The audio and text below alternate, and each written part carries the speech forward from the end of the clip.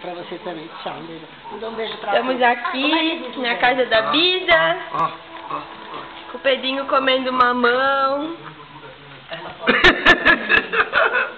Tá mastigando. Mastiga, meu Deus, mastiga e fica olhando como se... O pai todo ogro dando mamão. Vai.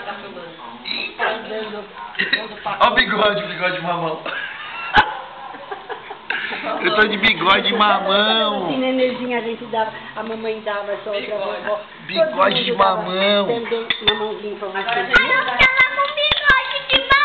Pra tomar um Nescau, pra Agora? ficar com bigode de Nescau e a gente Bigode de Nescau a gente vai te... Assim, Pedrinho de bigode de mamão e a Andressa de bigode de Nescau. Oi, calma. Oi.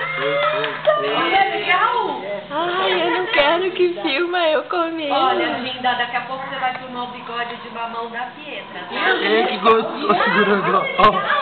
Que a colher, né?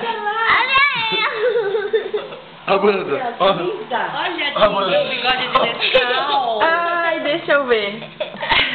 Ai, que bigodão. Ai, olha ele limpando a boca, ó. Ah, mamãe. Ele tava limpando a boca com o negócio. Vai mais bigode, mais bigode. Toma mais um pouquinho pra Tia calma. avó, Bisa. Oi, tia Vó, desse jeito, de pijama, descabelado e pronto. Esse é o típico café da manhã da família. Olha que legal! Olha mais bigode. Bigode de Nescau, viu, Dinda? Ai, meu Deus.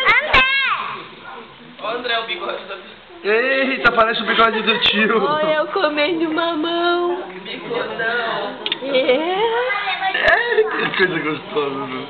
Pera aí, deixa eu arrumar isso aqui. Pai, eu tô comendo mamão.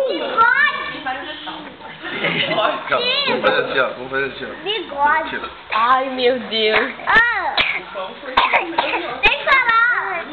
Olha o bigode. Olha o bigode. Ai, meu Deus.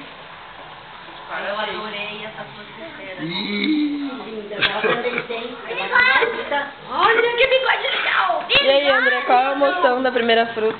Gina, Você bigode. tá comendo? Gina, bigode. A emoção de estudar, né, É ogro? ótima. Vamos ver se ele pega um pouquinho de...